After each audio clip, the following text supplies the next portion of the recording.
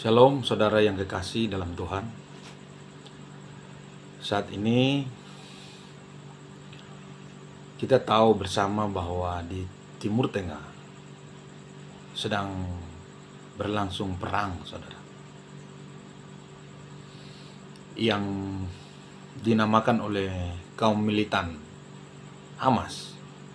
Itu adalah operasi Badai Al-Aqsa. Ini betul-betul serangan yang brutal, yang mendadak dan sangat mematikan pada pagi-pagi itu. Hari Sabtu pagi waktu Yerusalem ya. Kalau di Indonesia bagian tengah itu hari Sabtu sore menjelang malam. Karena selisih 6 jam. Dan korban jiwa itu sangat banyak pada serangan awal itu. Mengapa? Karena yang diserang adalah warga sipil, saudara. Pokoknya yang namanya orang Yahudi, itu ada yang dibunuh langsung, ada yang diculik, ditawan maksudnya. Dan itu operasi yang sangat cepat dan mengejutkan, saudara.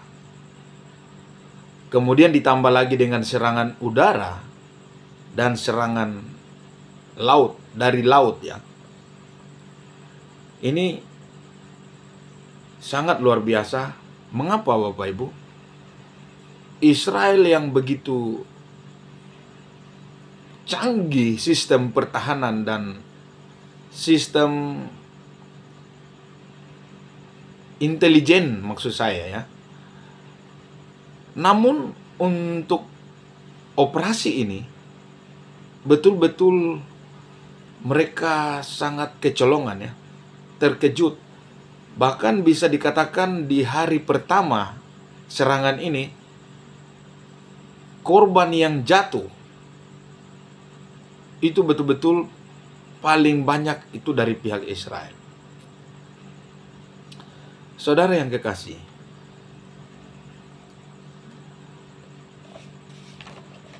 apakah intelijen Israel yang sangat hebat dan sangat canggih, kemudian yang terkenal tidak hanya di Timur Tengah, tapi di seluruh dunia, saudara. Namun tidak dapat mengantisipasi rencana serangan yang sangat dahsyat ini, Bapak Ibu. Ini terjadi tepat pada hari Sabat. Kemudian pada hari Jumat itu, satu bangsa itu baru merayakan puncak perayaan Sukkot yang berlangsung selama 7 hari. Itu dimulai dari 29 September sampai hari Jumat 6 Oktober 2023. Apa itu perayaan Sukkot? Atau Hari Raya Pondok Daun, dan juga dikenal dengan Hari Raya Tabernakel. Itu adalah sebuah hari raya Yahudi, merupakan perayaan pengucapan syukur bagi Israel atas hasil panen yang dirayakan selama 7 hari pada bulan purnama di antara bulan September Oktober. Jadi puncak perayaan Sukkot itu hari Jumat. Besoknya atau Jumat sore itu sudah masuk fase Sabat yang berlangsung sampai besok malam ya. Namun pada pagi-pagi terjadi serangan, saudara. Ini yang menjadi pertanyaan ya. Tidak hanya kita ya di Indonesia, warga Israel sendiri ikut bertanya-tanya di dalam hati mereka. Itu kan beredar ya di WA Group, bahwa mereka pun hampir tidak percaya. Sangat mudah pasukan militan itu menerobos perbatasan. Yang betul-betul sangat canggih karena itu dilengkapi dengan kamera juga sensor ya.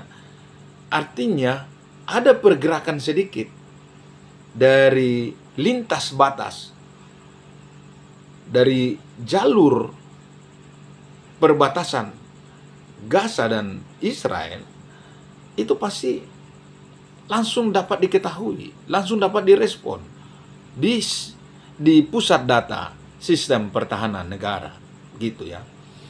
Namun yang terjadi pada berita yang turun yang pada hari Sabtu malam tanggal 7 Oktober 2023 yang juga dirilis oleh media Indonesia, bahwa serangan pada hari pertama itu menewaskan sedikitnya 250 korban jiwa dari pihak Israel. Ini sangat banyak ya. Ini peristiwa yang betul-betul mengejutkan. Dan saudara yang kekasih,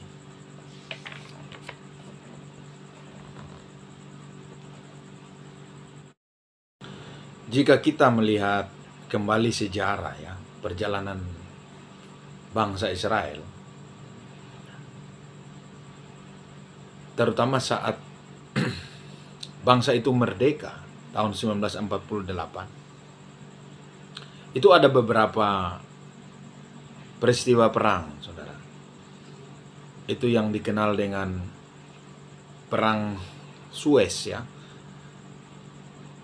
tahun 1956. Kemudian ada Perang 6 Hari tahun 1967 yang dimenangkan oleh Israel.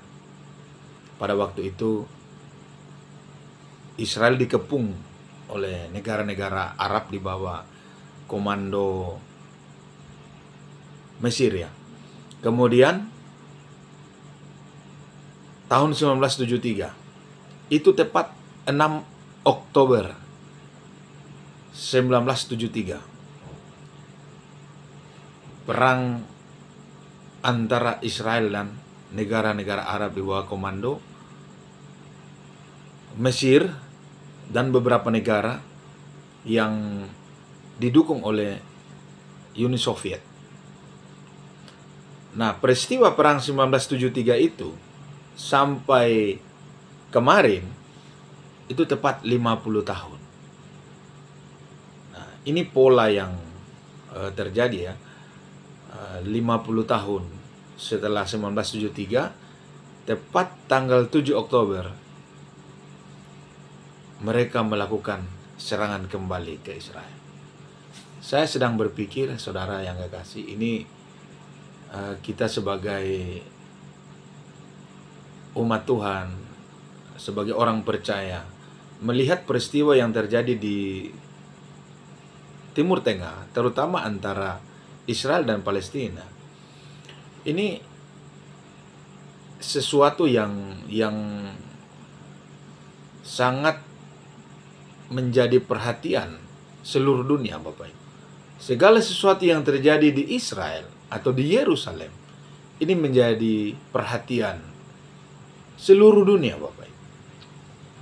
Nah, saat ini saya melihat dari kacamata iman ya, karena bangsa Israel itu bangsa yang diberkati Tuhan. Melalui bangsa inilah, melalui bangsa Yahudi, saudara, Mesias itu diturunkan. Bahkan oleh karena penolakan mereka, bangsa-bangsa non-Yahudi, bangsa-bangsa lain itu diselamatkan. Sehingga pada malam hari ini, pada saat ini saya mengajak kita semua, ya, orang-orang percaya, mari kita berdoa untuk bangsa ini. Karena kita saat ini sedang menantikan janji tentang kedatangan Tuhan Yesus yang kedua kali. Dia sebagai Mesias bagi orang Yahudi, ya. Kita sebagai orang percaya yang sudah diselamatkan oleh iman karena pemberitaan Injil yang mereka tolak, ya, yang ditolak oleh bangsa Yahudi. Kita ada tanggung jawab iman, ada tanggung jawab moral ya, untuk mengambil bagian, terus berdoa bagi bangsa Israel. Karena saya percaya penginjilan terakhir itu terjadi di bangsa Israel menjelang kedatangan Tuhan yang kedua kali. Dan Alkitab mencatat ada yang namanya peperangan terakhir. Memang ditulis ya, perang Harmagedon, saudara. Nah, pada saat perang inilah Yesus itu datang kedua kali, mengalahkan antikris dan nabi palsu, dan menyelamatkan sisa Israel, menyelamatkan bangsa itu. Haleluya. Akhirnya mereka sebagai satu bangsa, mereka percaya bahwa Yesus Kristus itu adalah Tuhan dan Juru Selamat. Ya. Jadi kalau memperhatikan sejarah peperangan yang sudah dilewati oleh bangsa ini, memang mereka selalu menang ya. Ya, selalu menang. Namun pada perang terakhir itu dikisahkan di dalam Wahyu pasal 16 ayat yang ke-16. Kalau saya memperhatikan, itu memang sudah peperangan antara Tuhan ya, peperangan terakhir ya. Perang Harmagedon itu sudah Tuhan yang berperang. Karena memang dikisahkan di sana, di perang Harmagedon ini, itu bangsa Israel ini memang kalah ya. Mereka terpojok dan mereka melarikan diri. Ya, mereka mengungsi, saudara. Ya, mereka kalah. Tapi pada saat mereka bertobat dan berseru, akhirnya mereka angkat tangan, ya, berseru kepada Tuhan, maka Yesus datang. Ya, ditulis dalam Wahyu 16 ayat 17, dan malaikat yang ketujuh menumpahkan cawannya ke angkasa, dan dari dalam bait suci kedengaranlah suara yang nyaring dari tahta itu, katanya, sudah terlaksana. Maka memancarlah kilat dan menderulah bunyi guru, dan terjadilah gempa bumi yang dahsyat seperti belum pernah terjadi sejak manusia ada di atas bumi. Begitu hebatnya gempa bumi itu, saudara. Jadi pada ayat yang ke-13 Wahyu pasal 16, dan aku melihat dari mulut naga dan dari mulut binatang dan dari mulut nabi palsu itu keluar 3 roh najis yang menyerupai katak. Itulah roh-roh setan yang mengadakan perbuatan-perbuatan ajaib, dan mereka pergi mendapatkan raja-raja di seluruh dunia untuk mengumpulkan mereka guna peperangan pada hari besar, yaitu hari Allah yang Maha Kuasa. Ini peperangan terakhir, peperangan Harmagedon, saudara. Nah, dan saya mengimani bahwa perang Harmagedon itu adalah puncak dari perang dunia 3, saudara. Perang Harmagedon itu adalah peperangan antara Tuhan dan iblis. Ya, 3 roh najis ini yang menghinggapi seluruh raja-raja penguasa, ya, untuk memerangi Israel, saudara. Dan Israel ini kita tahu, saudara, ini adalah biji mata Tuhan. Ya. Bagian kita sebagai orang percaya saat ini, terutama posisi kita saat melihat peperangan yang sedang berlangsung saat ini, kita tidak tahu peperangan ini terjadi berapa lama. Ya. Kemudian ada peperangan yang sedang berlangsung juga saat ini yang sudah setahun lebih tidak selesai antara Rusia dan Ukraina. Kemudian sudah melebar antara Azerbaijan dan Armenia. Ya. Kita tidak tahu juga bahwa di kawasan Asia juga sudah ada ketegangan antara Pakistan dan India, antara Korea Selatan dan Korea Utara. Tidak menutup kemungkinan juga di negara kita juga tidak akan luput. Di kawasan Pasifik ya, di Laut Cina Selatan. Ya. Saudara, tanggung jawab kita sebagai orang percaya, sebagai orang yang punya tanggung jawab untuk menyampaikan doa, bahkan seruan-seruan pertobatan. Di mana saja dalam doa-doa kita, mari kita berdoa, terutama untuk peperangan yang terjadi saat ini antara Israel dan Palestina. Sebagaimana dikatakan oleh Rasul Paulus dalam Roma pasal 10 ayat 1, saya mulai baca ya. Saudara-saudara, keinginan hatiku dan doaku kepada Tuhan ialah supaya mereka diselamatkan. Mereka ini adalah saudara sebangsanya, orang Yahudi, orang Israel. Sebab aku dapat memberi kesaksian tentang mereka, bahwa mereka sungguh-sungguh giat untuk Allah, tetapi tanpa pengertian yang benar. Sebab oleh karena mereka tidak mengenal kebenaran Allah, dan oleh karena mereka berusaha untuk mendirikan kebenaran mereka sendiri, maka mereka tidak takluk kepada kebenaran Allah. Pada ayat yang ke-9, ayat 1, aku mengatakan kebenaran dalam Kristus, aku tidak berdusta. Suara hatiku turut bersaksi dalam Roh Kudus, bahwa aku sangat berduka cita dan selalu bersedih hati. Bahkan aku mau terkutuk dan terpisah dari Kristus demi saudara-saudaraku, kaum sebangsaku secara jasmani. Sebab mereka adalah orang Israel.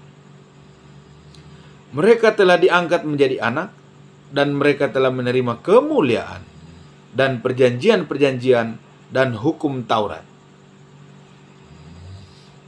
dan ibadah dan janji-janji. Mereka adalah keturunan bapa-bapa leluhur yang menurunkan Mesias dalam keadaannya sebagai manusia yang ada di atas segala sesuatu. Ia adalah Allah yang harus dipuji sampai selama-lamanya. Amin. Kemudian pada ayat yang ke-30 Roma pasal 9. Jika demikian, apa yang hendak kita katakan? Ini, bahwa bangsa-bangsa lain yang tidak mengejar kebenaran telah beroleh kebenaran, yaitu kebenaran karena iman. Tetapi bahwa Israel sungguh pun mengejar hukum yang akan mendatangkan kebenaran, tidaklah sampai kepada hukum itu.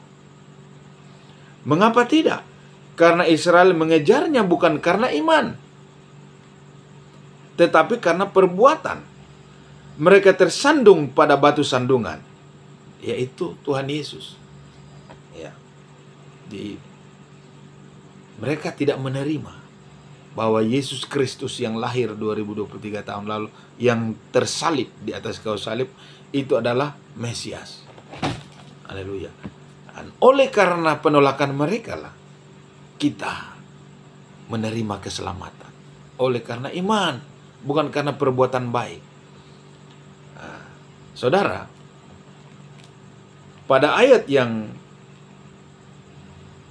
pada Roma pasal 10,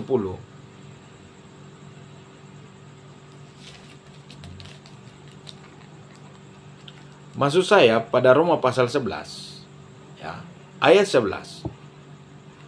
Ayat 1 ya. Maka aku bertanya, adakah Allah? mungkin telah menolak umatnya? Haleluya. Sekali-kali tidak, karena aku sendiri pun orang Israel, dari keturunan Abraham, dari suku Benyamin. Allah tidak menolak umatnya yang dipilihnya. Ataukah kamu tidak tahu apa yang dikatakan kitab suci tentang Elia waktu ia mengadukan Israel kepada Allah? Ya.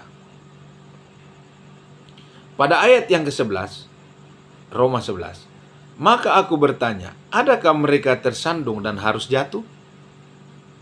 Sekali-kali tidak, tetapi oleh pelanggaran mereka, keselamatan telah sampai kepada bangsa-bangsa lain, supaya membuat mereka cemburu. Sebab jika pelanggaran mereka berarti kekayaan bagi dunia, dan kekurangan mereka kekayaan bagi bangsa-bangsa lain, terlebih-lebih lagi kesempurnaan mereka. Roma 11 ayat 25. Haleluya. Sebab, saudara-saudara, supaya kamu jangan menganggap dirimu pandai, aku mau agar kamu mengetahui rahasia ini. Sebagian dari Israel telah menjadi tegar sampai jumlah yang penuh dari bangsa-bangsa lain telah masuk atau telah genap, ya. Ayat 28. Karena apa, Bapak? Ini ayat 28. Mengenai Injil, Israel adalah seteru Allah. Oleh karena kita, ya, orang-orang non-Yahudi, ya, termasuk kita orang Indonesia yang percaya kepada Tuhan Yesus. Mengenai Injil, mereka adalah seteru Allah. Oleh karena kamu, oleh karena kita. Tetapi mengenai pilihan, mereka adalah kekasih Allah oleh karena nenek moyang. Jadi ini, Bapak Ibu, mereka adalah kekasih Allah. Sehingga Bapak Ibu, sejak mereka kota Yerusalem runtuh, dihancurkan pada abad pertama tahun 70 Masehi oleh Jenderal Titus, dihancurkan oleh Romawi, bahkan selama ribuan tahun, ya, 14 abad, mereka ditaklukkan oleh kerajaan Islam, ya, kerajaan Turki Utsmani, ya. Haleluya. Akhirnya mereka berdiri kembali pada abad 20. Haleluya. Tepatnya pada tanggal 14 Mei tahun 1948. Mereka mendeklarasikan kemerdekaan. Mereka lahir kembali sebagai satu bangsa yang merdeka, saudara. Perlawanan bangsa Arab itu terjadi sejak tahun 1948. Ya. Kita nggak tahulah caranya bagaimana, siapa yang melahirkan, membuat bangsa ini kembali merdeka. Ya. Mereka akhirnya menjadi satu bangsa yang berdaulat tahun 1948. Kemudian ada perang-perang, ya, sebagaimana saya sudah ulas berapa kali, ada perlawanan sengit dari bangsa Arab untuk merebut kembali wilayah yang dikuasai, tapi usaha mereka gagal total. Mengapa, saudara? Karena mereka adalah kekasih Tuhan. Mereka adalah bangsa yang diberkati. Ini janji Allah bagi Abraham. Jadi tidak mungkin mereka bisa dikalahkan. Kalaupun kalah, itu karena diizinkan oleh Tuhan. Ini dicatat dalam Alkitab berkali-kali, baik dalam Perjanjian Lama, saudara, di era pemerintahan, mulai dari masa mereka keluar dari Mesir, saudara. Kemudian di zaman Yosua dan Kaleb. Kemudian di masa hakim-hakim.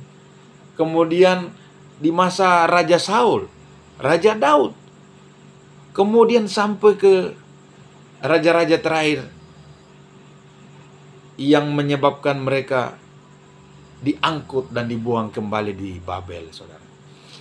Kalau saya memperhatikan kisah perjalanan bangsa ini, mereka dikalahkan oleh karena mereka membelakangi Tuhan. Mereka berbalik menyembah berhala, saudara.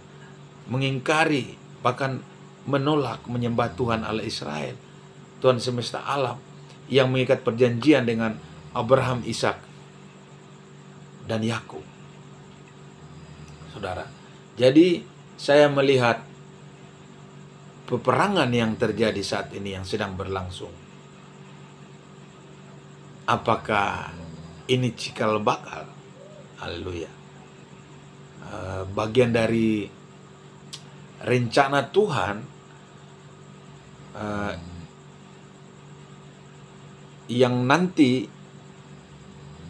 sebagai satu bagian penggenapan skenario besar menjelang kedatangan Tuhan yang kedua kali. Haleluya. Apakah perang ini akan meluas? Haleluya. Kita tidak tahu, saudara. Tapi yang kita tahu, janji Tuhan, ya dan amin. Dia akan datang kembali menjemput orang-orang kudus. Dan peristiwa pada saat dia datang, itu ada perang terakhir. Kemudian perang Harmagedon, itu perang terakhir. Perang Tuhan. Haleluya. Saudara, saya hanya berkata saat ini di bagian akhir ini, mari kita sebagai anak Tuhan terus kita mengambil bagian secara aktif dalam doa, menyampaikan seruan-seruan pertobatan. Haleluya. Dan berdoa untuk Yerusalem, untuk Israel. Doa kita agar mereka berjumpa dengan juru selamat. Mereka berseru kepada Tuhan semesta alam, Allah Abraham, Ishak, dan Israel, yang berjanji menyertai mereka, agar mereka tidak mengandalkan senjata, sistem pertahanan yang canggih yang mereka punya. Katakanlah Iron Dome, ya. Kemudian sistem apapun ya. Biarlah mereka hari ini dalam situasi serangan yang mengejutkan, itu membuat mereka menengok ke atas. Mereka menengadah ke atas. Mereka mengangkat tangan. Mereka berdoa agar Tuhan, mereka berbalik kepada Tuhan, mengandalkan Tuhan. Dan Tuhanlah yang berperang. Haleluya. Kalau Tuhan yang berperang, tidak ada manusia yang dapat melawan. Haleluya. Jadi skenario besar di akhir zaman itu Tuhan yang atur ya. Tuhan kita yang sutradaranya. Ya. Haleluya. Tuhan yang atur. Dalam Roma pasal 11 ya, ayat 17,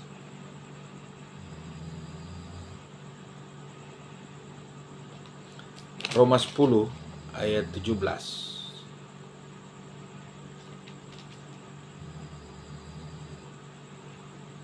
Maaf ya, Roma 9 ayat 17 ini, saudara. Sebab kitab suci berkata kepada Firaun, itulah sebabnya aku membangkitkan engkau, yaitu supaya aku memperlihatkan kuasaku di dalam engkau, dan supaya namaku dimasyurkan di seluruh bumi. Haleluya. Jadi saudara, di Alkitab ini dicatat, ditulis kisah-kisah perjalanan bangsa Israel. Haleluya. Termasuk munculnya Raja Nebukadnezar, kerajaan Babel yang sangat perkasa, yang menghancurkan Israel di zaman Raja Sedekia ya. Itu dibangkitkan oleh Tuhan. Oleh karena mereka tidak menyembah Tuhan lagi. Mereka memberontak kepada Tuhan. Namun setelah nubuatan Nabi Yeremia selama 70 tahun digenapi, Tuhan sendiri yang menggenapi nubuatan itu. Mereka dikembalikan lagi ke Yerusalem. Yerusalem dibangun kembali, saudara. Perintah dari kerajaan Babel. Haleluya. Dan saya menyimpulkan bahwa termasuk peperangan ini, ya,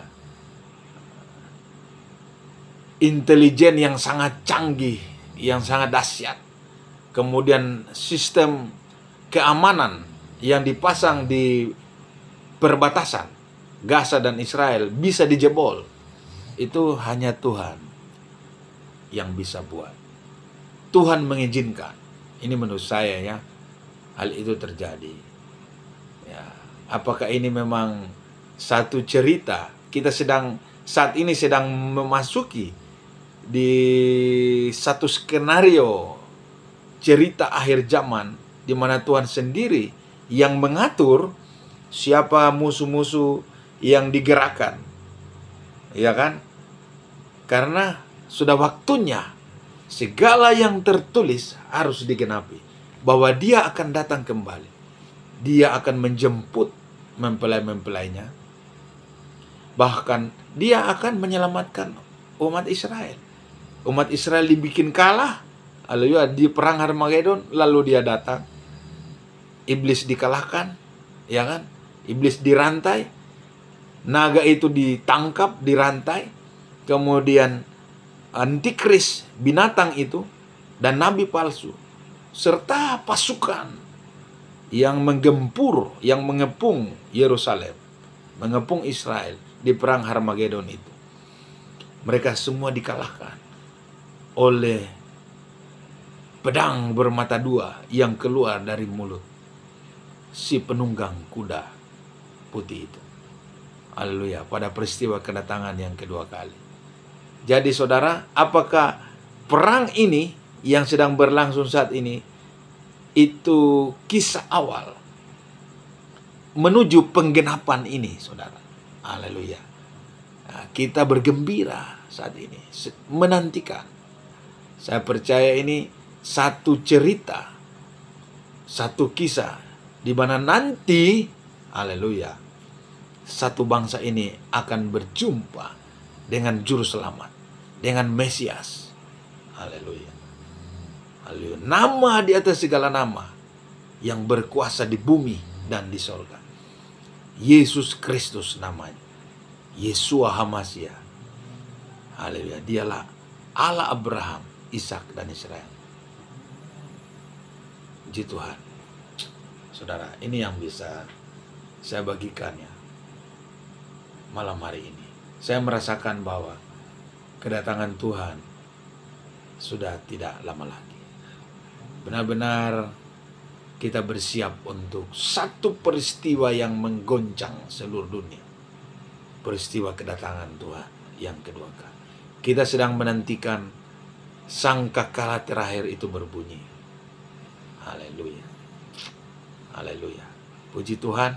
Shalom, selamat malam.